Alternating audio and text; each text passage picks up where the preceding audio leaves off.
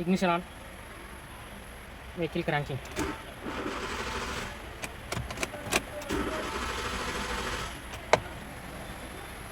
ఇది i10 ECM మా friend workshop నుంచి వచ్చింది. ఇప్పటివరకు స్టార్ట్ కాలేదు కదా ఆ కార్దే. ఈ హోండై కార్లకి ఒక ఏజ్ అంటూ వచ్చిన తర్వాత వాటిల్లో వచ్చే కామన్ ప్రాబ్లం ఇది. ఈసీయూలు ఫెయిల్ అవుతూ ఉంటాయి. అవి 50-60% రిపేర్ అయ్యే ఛాన్స్ ఉంది. ఇది రిపేర్ అయిపోయింది. కార్కి కనెక్ట్ చేసి చెక్ చేసుకోవాలి.